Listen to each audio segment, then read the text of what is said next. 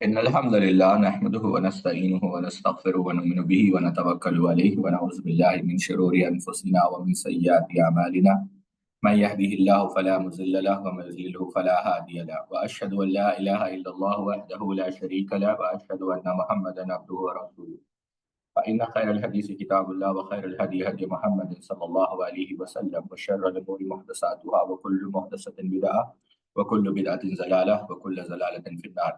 قال الله تبارك وتعالى في القرآن المجيد والفرقان الحميد بعد أن أقول أعوذ بالله السميع العليم من الشيطان الرجيم من همزه ونفخه ونفسه. يا أيها الناس اتقوا ربكم الذي خلقكم من نفس واحدة وخلق منها زوجها وبث منهما رجالا كثيرا ونساء واتقوا الله الذي تساءلون به والأرحام إن الله كان عليكم رقيبا. يا أيها الذين آمنوا اتقوا الله حق تقاته ولا تموتن إلا وأنتم مسلمون. يا أيها الذين آمنوا اتقوا الله وقولوا قولا سديدا يصلح لكم أعمالكم ويغفر لكم ذنوبكم ومن يطع الله ورسوله فقد فاز فوزا عظيما. سبحانك لا علم لنا إلا ما علمتنا إنك أنت العليم الحكيم. رب اشرح لي صدري ويسر لي أمري واحلل عقدة من لساني يفقهوا قولي. تمام قسم کی تعریف کی بریائی اور بڑائی اللہ رب العزت کے لیے لائق و زیبا ہے، اور لاکھوں نہیں کروڑوں درود و سلام ہو تمام انبیاء کرام پر، خصوصاً اللہ کے رسول صلی اللہ علیہ وسلم پر۔ اللهم صل على نبينا محمد وعلى ال محمد كما صليت على ابراهيم وعلى ال ابراهيم انك حميد مجيد. اللهم بارك على محمد وعلى ال محمد كما باركت على ابراهيم وعلى ال ابراهيم انك حميد مجيد. جیسا کہ آپ لوگ جانتے ہیں کہ کافی سارے سوالات جو ہیں توحید کے جب دروس ہوئے تھے، اور اس کے بعد بھی الاربعون حدیثا فی فضل لا الہ الا اللہ کا جب موضوع چھڑا تھا، اس کتاب کی شرح ہوئی تھی، کافی سارے سوالات متعدد طلباء نے اکیڈمی سے بھی اور اکیڈمی کے باہر سے بھی کیے. تو ہمارا ارادہ یہی تھا، کم و بیش 100 سے زائد سوالات آئے ہیں، تو ہمارا ارادہ یہی تھا کہ کم از کم بنیادی طور پر جو اہم سوالات ہیں اور جو طلباء کے لیے کافی مفید ہے ان کے جوابات دیں، اور انشاءاللہ اللہ نے چاہا تو کم از کم ہمارا ارادہ یہی ہے کہ اگلی 5 نشستوں میں اس نشست کے بشمول کم از کم 70 سے 100 سوالات کے جواب دیا جائے. تو بغیر کسی تاخیر کے ہم سوالات شروع کرتے ہیں. پہلا سوال یہ آیا ہے کہ کلمہ شہادتین میں 7 کلمات ہیں اور اس کی حکمت کیا ہے؟ دیکھیں، جو شہادتین ہے لا الہ الا اللہ محمد رسول اللہ، اس کے اندر 7 کلمات ہے یقیناً. اب شریعت کے اندر اسرار جو ہے، حکم جو ہے، یہ ایک اچھی بات ہے کہ آپ اس کو تلاش کرنے کی کوشش کریں، لیکن عموماً اس کے پیچھے اتنی بھی بھاگ دوڑ نہیں لگانی چاہیے کہ ہم اصل چیز کو، اصل غرض کو بھول جائیں. کیونکہ آپ نے سوال عرض کر دیا، ہم ضمناً عرض کرنا چاہیں گے کہ امام راضی رحمۃ اللہ علیہ کہتے ہیں کہ یہ شہادتین کے اندر جو 7 کلمات ہے، اس کی ایک حکمت تو یہ ہے کہ انسان کے جیسا آپ دیکھیں سجدے کا جو حکم دیا گیا وہ 7 اعضاء پر، اور جو جہنم کے دروازے ہیں وہ بھی 7 دروازے ہیں. تو اس کا مطلب یہ ہے کہ انسان جب ان 7 اعضاء سے، یعنی 7 جسم کے حصے سے، اس کلمے کے مطابق، ان کلمے کے شہادتین کے تقاضوں کے مطابق جب اپنے جسم کو جو ہے لگائے گا، یعنی اس کا جو جسم ہے، اس کی جو باڈی ہے جو 7 لمبس کی بنی ہوئی ہے، اگر اس کے مطابق وہ جو ہے زندگی گزارے گا شہادتین کے مطابق، تو اللہ رب العزت جہنم کے جو ہے 7 دروازوں سے جو ہے اس کی حفاظت کرے گا. یہی وجہ ہے کہ شہادتین کے 7 کلمات ہیں. یہ تو ایک حکمت بیان کی گئی ہے، اور بھی بہت ساری حکمتیں بیان کی گئی ہے، لیکن ہم اس تفصیل میں نہیں جاتے. ایک سوال یہ کیا گیا ہے، عموماً آپ نے مرجیہ کا ذکر کیا جو یہ کہتے ہیں کہ عمل جو ہے ایمان کے اندر داخل نہیں. تو کیا ایسے لوگوں کے بارے میں سلف نے جو ہے تنبیہ فرمائی؟ بالکل تنبیہ فرمائی ہے. اگر آپ پڑھنا چاہیں، امام احمد بن حنبل علیہ الرحمہ کے جو بیٹے ہیں عبداللہ ابن احمد ابن حنبل رحمہ اللہ، ان کی ایک معروف کتاب ہے کتاب السنہ. بہت سارے لوگوں نے یہ ناکام کوشش کی کہ عبداللہ ابن احمد ابن حنبل کی وہ کتاب نہیں، یعنی اس کو مشکوک ثابت کرنے کی کوشش کی، لیکن حقیقی بات یہی ہے، بلکہ حق یہی ہے کہ وہ کتاب عبداللہ ابن احمد ابن حنبل رحمہ اللہ کی ہے، یعنی کتاب السنہ. اس کے اندر آپ دیکھیں گے بہت سارے اقوال سلف کے آپ کو ملیں گے. مثال کے طور پر سعید ابن جبیر رحمہ اللہ کہتے ہیں کہ جو مرجیہ ہے یہ یہودی ہے، یعنی اہل قبلہ کے اندر کہ یہ یہودی ہے. ابراہیم النقی رحمہ اللہ کہتے ہیں کہ مرجیہ کا جو فتنہ ہے یہ ازارقہ سے بھی بدتر ہے. ازارقہ جیسا ہم نے ذکر کیا ہے خوارج کا فرقہ ہے. کیوں ساتھیوں؟ کہ انسان بالکل جو ہے بے دین ہو جاتا ہے، جب وہ سمجھے گا کہ عمل ایمان کے اندر داخل ہی نہیں، ایمان نہ بڑھتا ہے نہ گھٹتا ہے، تو ظاہر سی بات ہے وہ بے عمل ہو جائے گا۔ اور یہی بات دیگر علماء سے بھی جو ہے مروی ہے، بلکہ یہاں تک کہا گیا، امام مجاہد بن جبر جو عبداللہ ابن عباس رضی اللہ عنہ کے معروف شاگرد تھے، انہوں نے کہا کہ سب سے احمق قسم کے یعنی بیوقوف قسم کے لوگ ہیں جو مرجیہ ہے، جو یہ سمجھتے ہیں کہ عمل جو ہے ایمان کے اندر داخل نہیں، ٹھیک ہے۔ اور بھی بہت سارے اقوال ہیں، آپ اگر پڑھ لیں تو آپ کو اور بھی بہت ساری چیزیں اس میں مل جائیں گی، یعنی امام احمد بن حنبل الرحمہ کے بیٹے کی کتاب میں۔ تیسرا سوال یہ آیا ہے فضائل قرآن کے اندر علم کی فضیلت بتاتے ہوئے آپ نے یہ کہا من ہوا ابن ابزا، کہ سیدنا عمر نے پوچھا کہ ابن ابزا کون ہے، یہ ابن ابزا کون تھے؟ امام ذہبی رحمۃ اللہ علیہ سیر اعلام النبلاء کے اندر، بلکہ سیر اعلام النبلاء کی تیسری جلد کے اندر ان کا ذکر کرتے ہیں۔ یہ اصل میں ان کا نام تھا عبد الرحمن ابن ابزا الخزائی۔ اب یہاں پر ایک چیز تو یوں سمجھے آپ کے اس میں اختلاف ہے یا نہیں ہے، لیکن البتہ امام ذہبی نے یہ نقل کیا ہے کہ عبد الرحمن ابن ابزا رضی اللہ تعالیٰ عنہ نے اللہ کے رسول سے ملاقات کی، حدیثیں بھی بیان کی، اور یہ اصل میں نافع ابن عبد الحارث کے جو ہے غلام تھے۔ اور یہ نافع کون ہے؟ یہی جو مکہ کے جو گورنر تھے ان کے یہ غلام تھے۔ اور جب آپ مکہ سے نکلے یعنی نافع، تو آپ نے ابن ابزا کو ہی گورنر بنا، تو اس وقت سیدنا عمر نے پوچھا کہ ابن ابزا کون ہے، تو کہا کہ یہ میراث کو جانتے ہیں، یعنی جو وراثت کے مسائل کو جانتے ہیں، کتاب اللہ کو جانتے ہیں۔ تو اس سیدنا عمر رضی اللہ عنہ اس وقت نے یہ حدیث پڑھی کہ ان اللہ یرفع بہذا، تو بہرحال الاخری آخر عمر میں ابن ابزا رحمۃ اللہ علیہ جو ہے وہ کوفہ میں رہنے لگے، اور بلکہ بعض مؤرخین جیسے ابن اثیر رحمہ اللہ کے متعلق آتا ہے کہ انہوں نے لکھا کہ سیدنا علی رضی اللہ تعالیٰ عنہ نے عبد الرحمن ابن ابزا کو خراسان کا جو ہے گورنر بنایا، ٹھیک ہے۔ بلکہ سیدنا عمر رضی اللہ عنہ اکثر ان کو دیکھ کر کہا کرتے تھے کہ یہ ان لوگوں میں سے جن کا مقام، جن کا شرف اللہ رب العزت نے لوگوں میں اونچا کیا ان کے مقام کو قرآن کے ذریعے سے۔ سمجھ رہے ہیں آپ لوگ؟ تو یہ تیسرا سوال تھا۔ چوتھا سوال جو آیا ہے وہ یہ ہے کہ اکثر ہم علم حاصل کرتے ہیں تو ہمیں یہ کہا جاتا ہے کہ کسی اکیڈمی یا انسٹیٹیوٹ کا ایڈمن یا ممبر بنایا جائے، تو اس وقت کیا کریں؟ دیکھیے، طلبہ کو ہمیشہ یہ جو ذمہ دارانہ کام ہے، اور خاص کر سیاسی ذمہ دارانہ کام ہے، اس سے دور رہنا چاہیے۔ مولانا رفیق اللہ ان کی خبر پہ کروڑوں رحمتیں فرمائے، وہ ایک واقعہ بیان کرتے ہیں کہ ایک دفعہ وہ علامہ عطا اللہ حنیف بھوجیانی رحمۃ اللہ علیہ، جو بر صغیر کی بہت بڑی علمی شخصیت گزری ہے، علامہ عطا اللہ حنیف بھوجیانی رحمۃ اللہ علیہ، ان کے پاس وہ گئے۔ تو جب وہ ان کے پاس گئے، علامہ عطا اللہ حنیف بھوجیانی رحمۃ اللہ علیہ کے پاس، تو ان سے کہا کہ جماعت میں کافی اختلاف ہو رہا ہے، آپ صدر بن جائیں، یعنی جمعیت کی آپ صدر بن جائیں۔ تو اس وقت علامہ عطا اللہ حنیف بھوجیانی رحمۃ اللہ علیہ نے مولانا رفیق رحمۃ اللہ علیہ سے کہا کہ 2.5 گھنٹے جو ہے میرے بخاری کا سبق ہوتا ہے، یعنی میں طلبہ کو بخاری پڑھاتا ہوں 2.5 گھنٹے، اور سارا دن جو ہے اس کا سرور قائم رہتا ہے۔ کیا معنی؟ یعنی 2.5 گھنٹے صحیح بخاری پڑھانے کے لیے پورا دن جو ہے تیاری کرنا پڑتا ہے، لہٰذا میں اس عہدے کو لینے سے انکار کرتا ہوں۔ بلکہ مجھے اچھی طریقے سے یاد ہے، ہم نے براہ راست یہ واقعہ شیخ ظفر سے سنا۔ شیخ ظفر بیان کر رہے تھے کہ جب جامع بنارس سلفی، آپ جانتے ہوں گے، کافی معروف ادارہ ہے، تو جب وہ قائم کیا گیا اور اس کے جو پہلے پریسیڈنٹ تھے یا صدر تھے علامہ عبد الوہاب آراوی رحمۃ اللہ علیہ، اللہ اکبر، عبد الوہاب آراوی رحمۃ اللہ علیہ کا علم کا یہ عالم تھا کہ وہ کہا کرتے تھے کہ اگر میں تھوک دوں، یعنی وہ ان کو پان کھانے کی عادت تھی، اگر وہ پان کو بکری بھی کھا لے تو وہ بکری بھی عالم بن جائے گی، فلسفی بن جائے گی، اللہ نے اتنے علم سے ان کو نوازا تھا۔ عبد الوہاب آراوی رحمۃ اللہ علیہ نے اس وقت بخاری پڑھانے کے لیے، یعنی جو سلفیوں کا سب سے بڑا ادارہ تھا، علامہ عبید اللہ رحمانی کو منتخب کیا۔ جب علامہ عبد اللہ رحمانی آئے اور کافی سارا اصرار کیا، تو علامہ عبد اللہ رحمانی نے اس سے اپنے آپ کو معذور جانا اور مؤدباً انداز میں آپ نے انکار کر دیا۔ تو کافی ناراض ہوئے علامہ عبد الوہاب آراوی رحمۃ اللہ علیہ، جو استاد تھے علامہ عبد اللہ رحمانی مبارک پوری کے۔ تو اس وقت عبد اللہ رحمانی رونے لگے اور کہا کہ استاد، آپ کی رائے یا پھر اس عہدے سے انکار کرنے کی وجہ یہی ہے کہ بخاری پڑھانے کے لیے جتنا مطالعہ چاہیے، جتنی تحقیق چاہیے، میں اس عمر میں کر نہیں پاؤں گا، میں بوڑھا ہو چکا ہوں، اور میں اس کا حق ادا نہیں کر پاؤں گا۔ اللہ اکبر، رونے لگے علامہ عبداللہ رحمانی رحمہ اللہ۔ تو عبدالوہاب آراوی نے کہا کہ اگر تم انکار کر رہے ہو بخاری پڑھانے سے، میں اسی وقت اس مدرسے کو بند کر دوں گا۔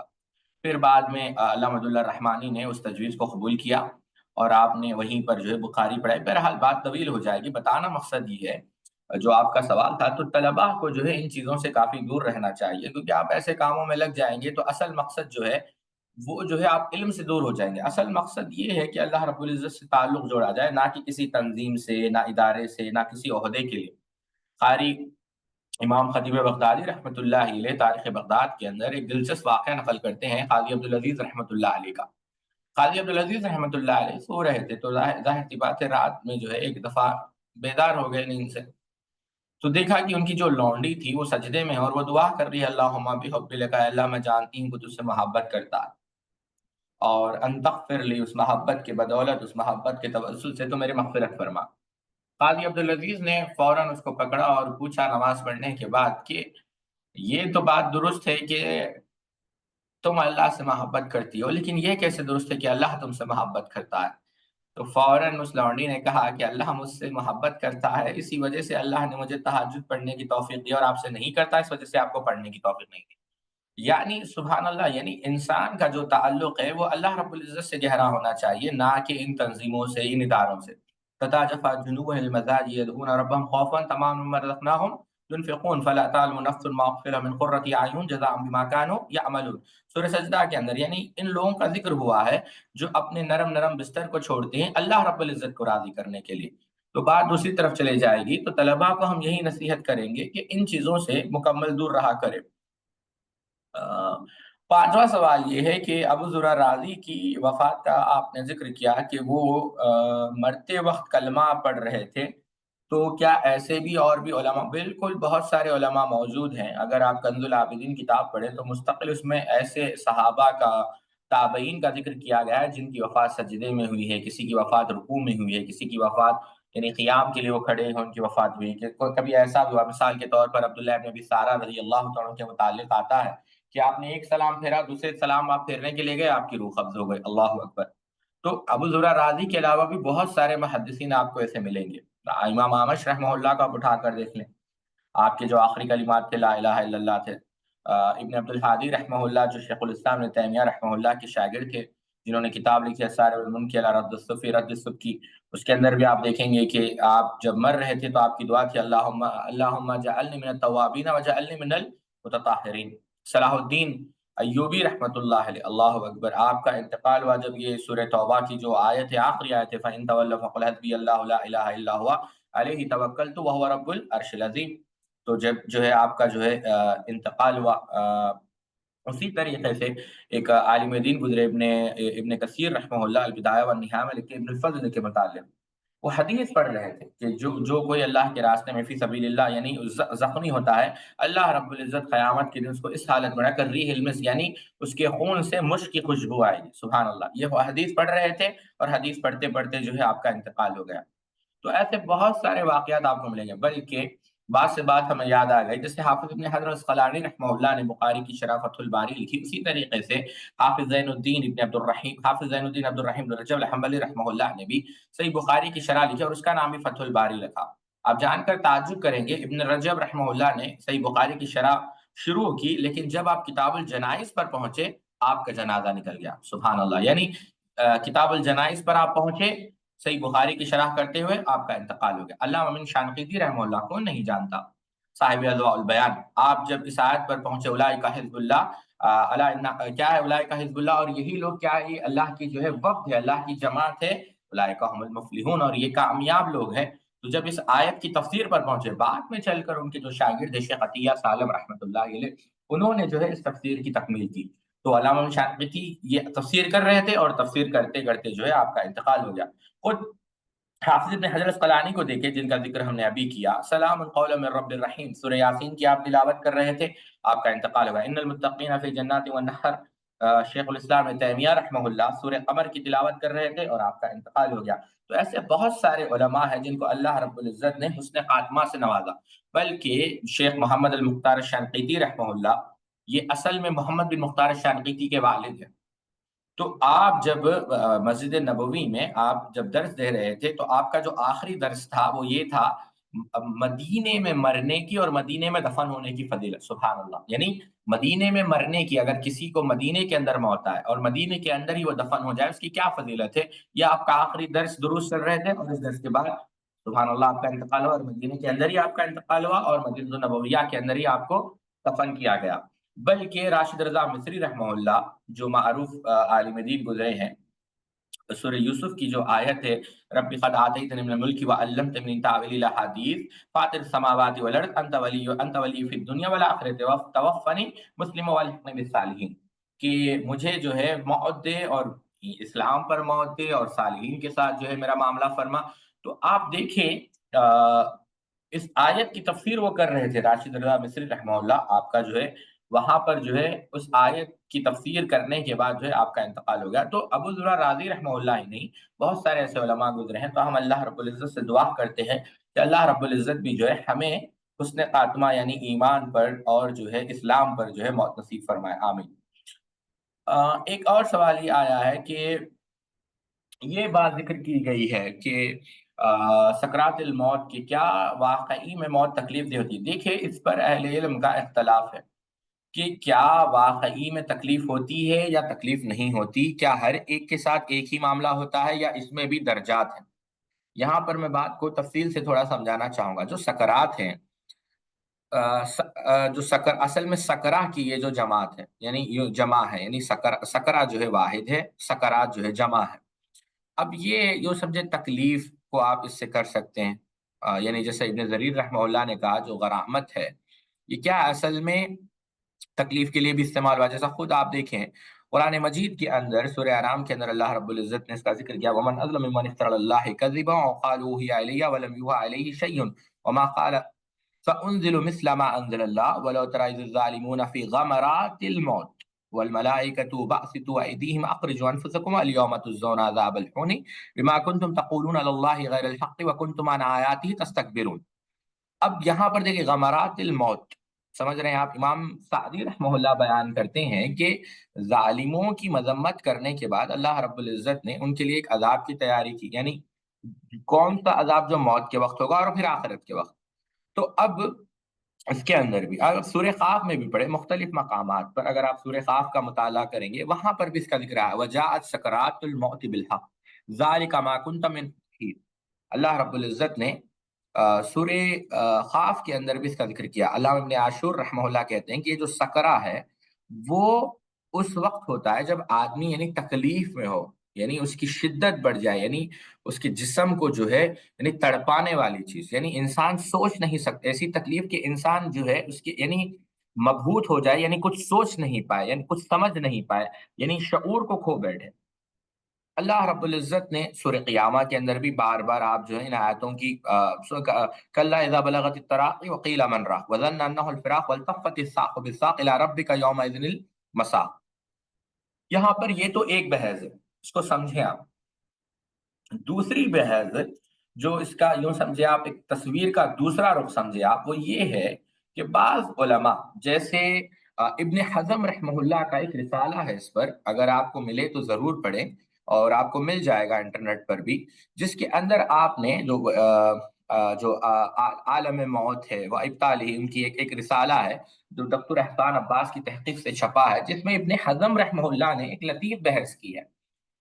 اس کے اندر آپ نے یہ کہا یہ جو سکرات ہے ضروری نہیں کہ ہر کسی کے لیے تکلیف دے، ضروری نہیں کہ ہر کسی کے لیے تکلیف دے ہو، یہ ایک کیفیت ہے، یا پھر یہ یوں سمجھے آپ یہ ایک حال ہے جس کے بعد انسان اس فانی یعنی اس دنیا سے جو تباہ ہونے والی ہے، برباد ہونے والی ہے، اس سے جدا ہو جاتا ہے۔ اور بہت سارے لوگوں کو ایسی موت بھی ہوتی ہے جو تکلیف انہیں نہیں ہوتی، یعنی ایک دم پین لیس آپ کہہ سکتے ہیں۔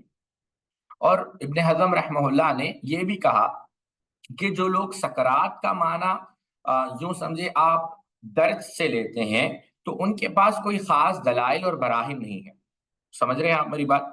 اور 7 سے زائد آرا جو ہے ابن حزم رحمہ اللہ نے بیان کیا، اور آپ احادیث کے اندر بھی دیکھیں، مثال کے طور پر امام ترمذی رحمۃ اللہ علیہ اپنی سنن کے اندر نقل کرتے ہیں کہ اللہ کے رسول صلی اللہ علیہ وسلم نے کیا کہا، ما یجد الشہید من المس قتل الا کما یجد احدکم من مس القرصۃ، اور کما قال نبی صلی اللہ علیہ وسلم کہ جو شہید ہے جب اس کو قتل کیا جاتا ہے تو اس کو ایسی تکلیف ہوتی ہے گویا یعنی تم کوئی چھوٹا سا کیڑا ادنا سا کیڑا آپ کو نوچ دے، یعنی یہ تو یہ بھی دلائل جو ہے آپ دیکھیں تو ضروری نہیں کہ ہر کسی کو، جب مومن کی روح کافر کی روح یہ تو آپ جانتے ہیں، تو درجات برابر نہیں ہیں، یہ میں آپ کو بتانا چاہتا ہوں، ضروری نہیں ہر کسی کو جو ہے ایک جیسی تکلیف نہیں ہوتی، یہ بات میں آپ کو سمجھانا چاہتا ہوں سکرات کے متعلق، ٹھیک ہے؟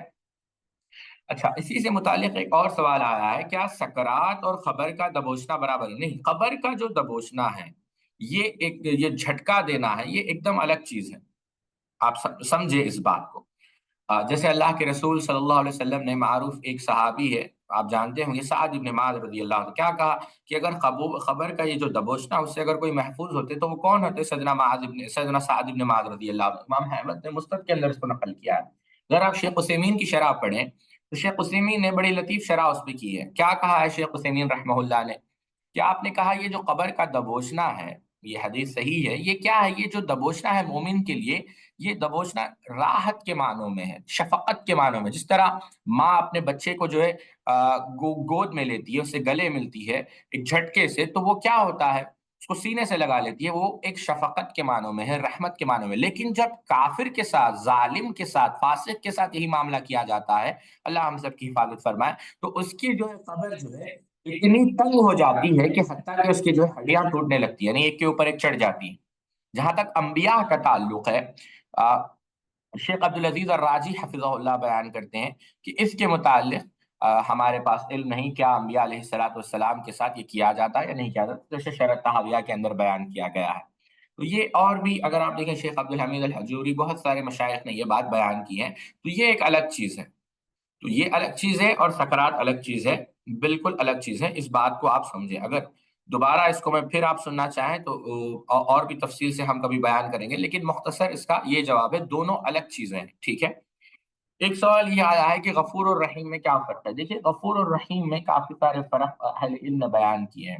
اگر پہلی چیز تو ہم آسان، اگر ایک اس کو علمی انداز میں آپ کہیں تو شیخ عثیمین رحمہ اللہ بیان کرتے ہیں کہ یہ جو غفور ہے یہ مبالغے کے لیے نہیں، اس میں فاعل ہے، یا یوں سمجھے صفت مشبہہ ہے، یعنی اس کو کیا سمجھے، یعنی اس کو کیا کہتے ہیں، یعنی دوسری صورت میں سمپل ٹرمز کیا ہے، یہ جو صفت ہے، یہ جو صورت ہے، یہ جو کنڈیشن، یہ صفت لازم ثابت پر دلالت کرتی ہے، یعنی جیسے جو صفت مشبہہ کا جو تقاضا ہوتا ہے، کیا ہوتا ہے صفت مشبہہ کا تقاضا، بہرحال اب ہم اس میں بحث میں نہیں جاتے، تو یوں سمجھے ان سمپل ٹرمز میں سمجھاؤں گا، آپ لوگ زیادہ جو ہے اس میں ٹینشن نہ لیں۔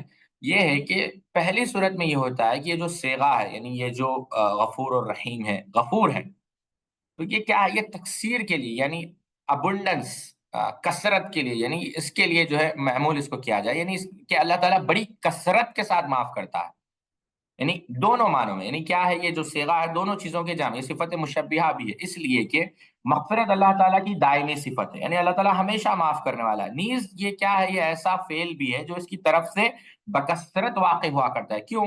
ہر رات اللہ رب العزت معاف کرتا ہے، اللہ تعالیٰ کی مغفرت کسی قدر زیادہ اور کس قدر بعظمت ہے، سبحان اللہ۔ اب رحیم کیا ہے؟ رحیم یہ بھی کیا ہے، اس میں فاعل اور مبالغے کسی کی طرف محمول ہے، رحم سے ہے۔ اب اس کو اگر آسان انداز میں ہم سمجھائیں تو اس آسان انداز میں سمجھائیں، غفور یہ سمجھے آپ، اللہ آپ کو معاف کر دے اور آپ معافی کے مستحق بھی ہو، اور رحیم یہ سمجھے اللہ آپ کو معاف کر دے حالانکہ آپ معافی کے مستحق نہ ہو، یعنی اللہ اپنی صفت عدل سے تو عموماً معاف کرتا ہے سب کو، لیکن اپنی رحیمیت سے ان کو بھی معاف کرتا ہے جو معافی کے مستحق بھی نہیں ہوتے۔ اور غافر ہے، غفور ہے، غفار ہے، تو غافر کسے کہتے ہیں؟ جو فوراً معاف کر دے۔ غفار کسے کہتے ہیں؟ جو کثرت کے ساتھ معاف کرے۔ غفور کسے کہتے ہیں؟ جو مسلسل معاف کرتا رہے، نہیں بلا انقطاع، ہمیشہ وہ معاف کرنے والا ہے۔ اب اس میں آپ رب کو سمجھیں، اگر میں آسان انداز میں اور اس کو ایلابریٹ کر سمجھاؤں، اللہ پہلے اپنے بندے کو اس کی غلطی پر معاف کرتا ہے، یعنی اس کا مواخذہ نہیں کرتا، اس کی طرف جو ہے، اس کی طرح کیا ہے، اللہ تعالیٰ غفور ہے۔ پھر جب اللہ نے بندے کا مواخذہ نہیں کیا، یعنی اس کی پکڑ نہیں کی، تو اس کے بعد کی منزل کیا ہے کہ اللہ رب العزت جو ہے، اللہ کا فضل، اللہ کی رحمت اس بندے پر ہو، یعنی پہلے معاف کرتا ہے، پھر اس سے مزید نوازتا ہے، اس پر فضل کرتا ہے، اور یہی ترتیب آپ دیکھیں گے کہ قرآن مجید میں ہر جگہ ملے گی، یعنی غفور الرحیم۔ البتہ یہاں پر ایک نقطہ یاد رکھیں، جہاں گناہ اور معافی کا تذکرہ نہیں ہے، یعنی نہ گناہ کا تذکرہ ہے نہ مغفرت کا تذکرہ ہے، وہاں رحیم غفور سے پہلے آئے گا، سمجھے آپ؟ یہ غفور الرحیم کا معنی ہے، ٹھیک ہے؟ ایک بعض عیسائی کہتے ہیں کہ عیسیٰ علیہ السلام نے مردوں کو زندہ کیا، کیا اللہ کے رسول صلی اللہ علیہ وسلم کے معجزات میں یہ بھی ہے کہ اللہ کے رسول صلی اللہ علیہ وسلم نے کسی مردے کو زندہ کیا؟ دیکھیں، پہلی بات یہاں پر یہ جو آپ نے بات کہی ہے، بالکل آپ صلی اللہ علیہ وسلم کے متعلق یہ بات آتی ہے۔ اب یہ الگ بات ہے کہ اس میں اہل علم کا اختلاف ہے۔ مثال کے طور پر ایک روایت آتی ہے کہ جس میں اللہ کے رسول صلی اللہ علیہ وسلم کو ایک شخص نے کہا کہ ہم اس وقت تک آپ پر ایمان نہیں لائیں گے جب تک کہ آپ جو میری بیٹی مر چکی ہے اس کو زندہ نہ کر دیں۔ تو اللہ کے رسول صلی اللہ علیہ وسلم نے کہا کہ آپ اس کی قبر مجھے بتا دیں، یعنی تمہاری بیٹی کی۔ تو اس شخص نے جو ہے قبر بتائی، تو اللہ کے رسول صلی اللہ علیہ وسلم نے ظاہر سی بات ہے اللہ تعالیٰ سے دعا کی، اور اس کے بعد کیا ہوا کہ وہ قبر سے اٹھی اور اس نے کہا اللہ کے رسول آپ نے بلایا، ہم نے حاضری دی اور ہم لبیک، بتائیے اللہ کے رسول کیا مسئلہ ہے؟ تو فوراً اللہ کے رسول صلی اللہ علیہ وسلم نے اس بیٹی سے کہا جو قبر سے اٹھ گئی کہ کیا تم دنیا کو واپس آنا چاہتی ہو؟ تو اس نے کہا نہیں ہے اللہ کے رسول صلی اللہ علیہ وسلم، اللہ کی قسم ہم نے جو ہے اللہ تعالیٰ کو بہتر پایا ہماری والدین سے، اللہ اکبر، اور ہم نے آخرت کو بہتر پایا دنیا سے۔ اس واقعے کو امام خستلانی رحمہ اللہ نے، ملا علی قاری رحمہ اللہ نے امام بیہقی کی دلائل النبوہ کی طرف نسبت کیے، بہرحال وہ ملی نہیں ہے الگ بات ہے۔ قاضی ایاز نے بھی اس قسم سے جو ہے واقعہ بیان کیا ہے، اور یہ حسن بصری رحمہ اللہ سے مرسل سند سے مروی ہے۔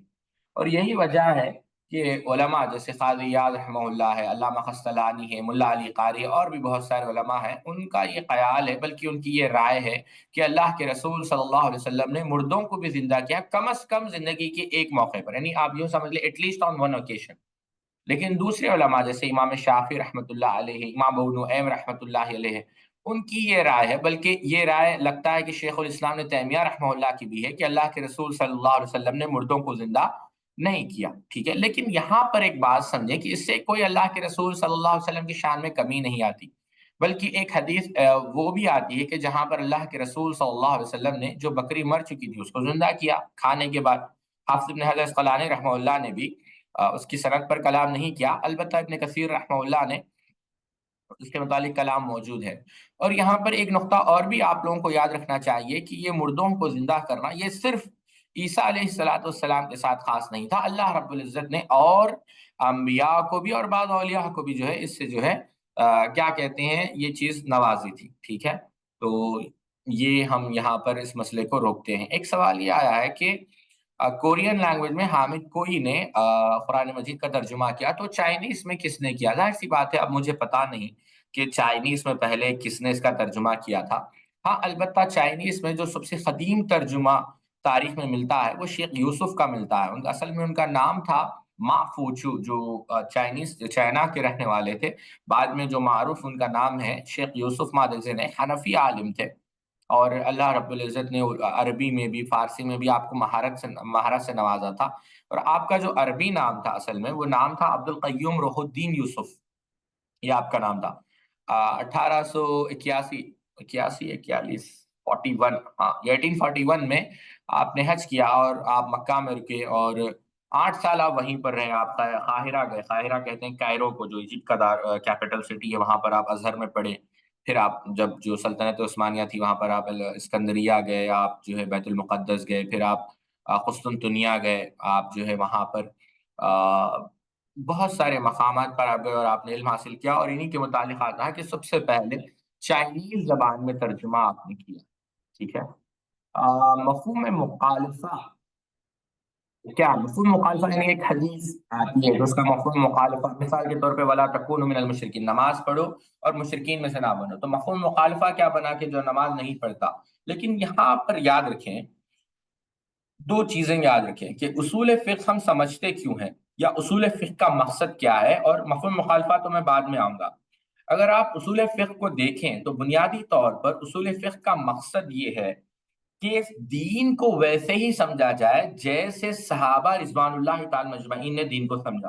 یہی بات عبد الملک جوینی نے بیان کی جتنے بھی اصطلاحات ہیں، بعض لوگ اصطلاحات سے گھبرا جاتے ہیں، جو ٹرمینالوجیز ہیں، اصطلاحات کہتے ہیں ٹرمینالوجیز کو۔ تو اصل مقصد یہ ہے کہ دین کو ویسے سمجھے جیسے صحابہ نے سمجھا ہے، یعنی اصول فقہ کو بنیادی طور پر سمجھنے کا مقصد یہ ہے کہ جو نصوص ہیں، جو احادیث ہیں، آیتیں ہیں، اس سے احکامات جو استنباط کرنا ہے، جو استدلال ہے، وہ ویسے ہی کیا جائے جیسے صحابہ کیا کرتے تھے۔ اس وجہ سے اصول فقہ کو سمجھا جاتا ہے۔ یہی وجہ ہے جو مخالفین ہے اسلام کی، جو دشمن ہے، وہ ہمیشہ امام شافعی رحمۃ اللہ علیہ سے جلتے ہیں، کیونکہ امام شافعی رحمۃ اللہ نے اس پر شاندار کام کیا، جیسے شیخ عبدالسلام الشویر حفظہ اللہ نے بیان کیا۔ بہرحال، تو اصول فقہ کا یہ مسئلہ ہے۔ اگر آپ دیکھیں اصول فقہ کی آپ کتابیں اٹھا کر دیکھیں تو مفہوم مخالفہ کی بہت ساری قسمیں بیان کی گئی ہے۔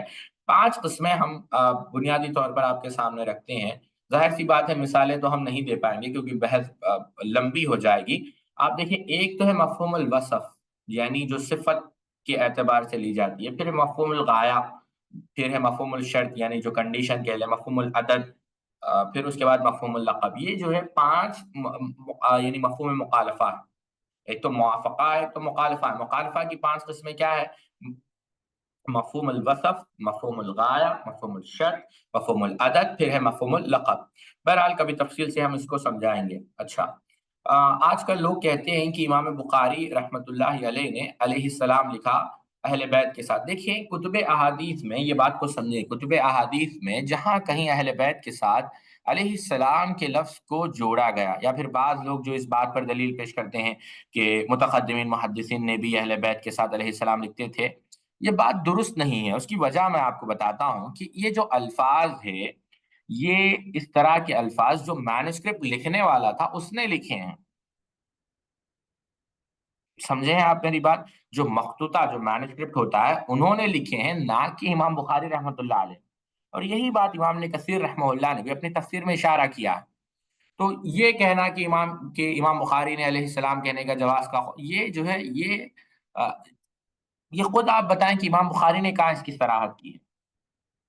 آپ خود امام بخاری رحمہ اللہ کے جب نسخے آپ اٹھا کر دیکھیں گے، وہاں پر آپ دیکھیں گے کہ وہاں پر سیدہ فاطمہ رضی اللہ عنہ کے ساتھ رضی اللہ عنہ کا ذکر ہے، نہ کہ علیہ السلام کا۔ آپ 2 نسخے دیکھ لیں، آپ 800 ہجری کا نسخہ دیکھ لیں، پھر 14ویں صدی ہجری کا کیا کہتے ہیں نسخہ دیکھ لیں، یعنی مخطوطہ مانuscript، آپ کو خود فرق سمجھ میں آ جائے گا۔ یعنی آپ کو واضح طور پر سمجھ میں آ جائے گا کہ یہ امام بخاری رحمہ اللہ نہیں، بعد کے آنے والے لوگوں نے ایسا لکھا ہے۔ ٹھیک ہے؟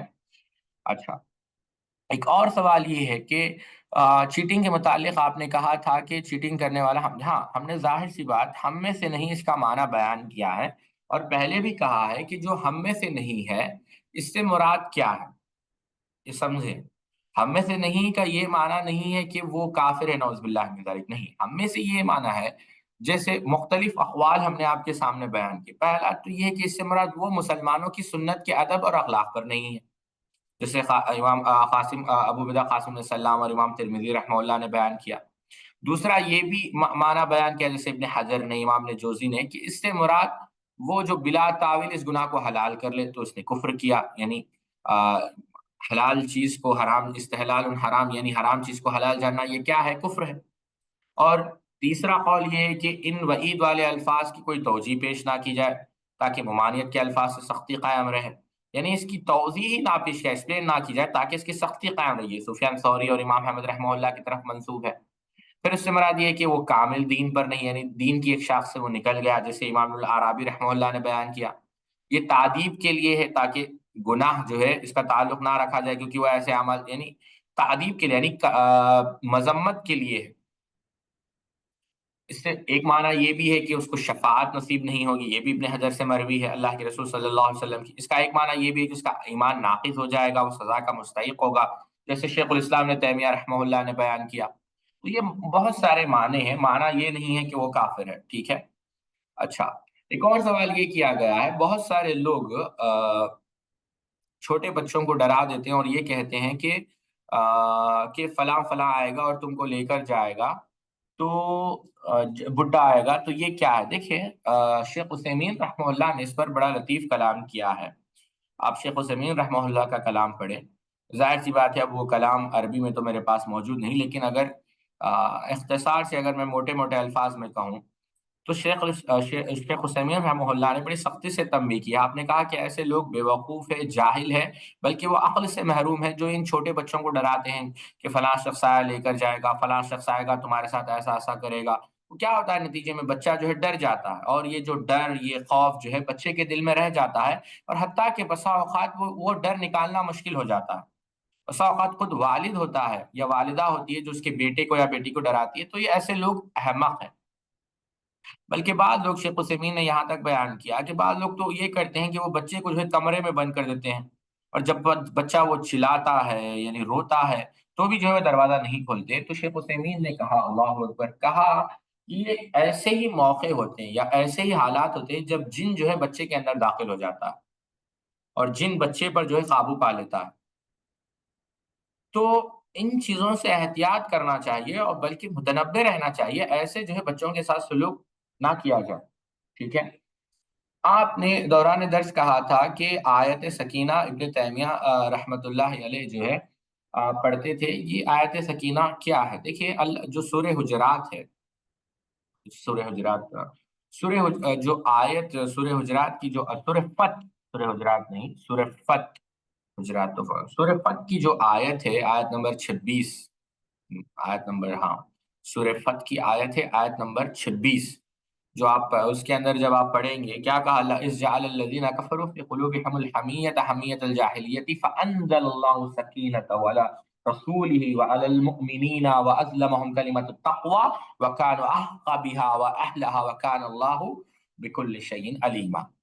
تو یہ جو آیت سکینہ ہے، اس کے متعلق آتا ہے کہ شیخ الاسلام ابن تیمیہ یہ آیت سکینہ پڑھتے تھے جب آپ کے حالات جو ہے شدید ہو جاتے تھے، یعنی مشکل ہو جاتے تھے۔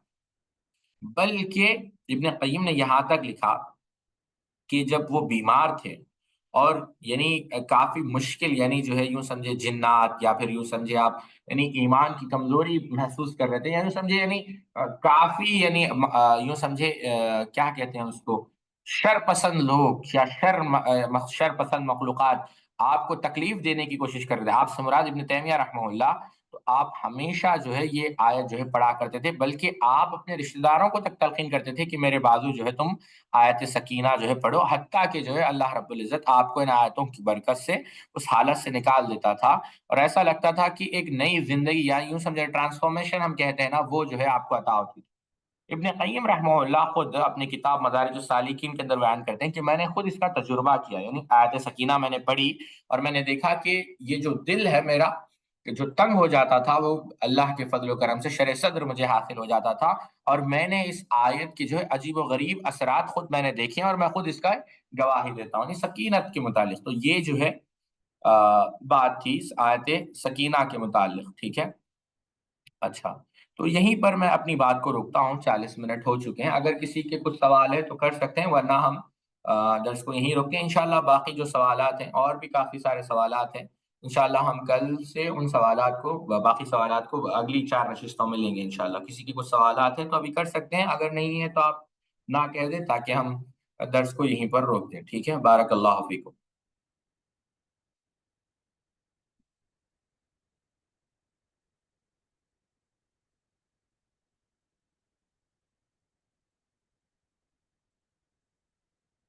سوالات ہے کہ نہیں ہے؟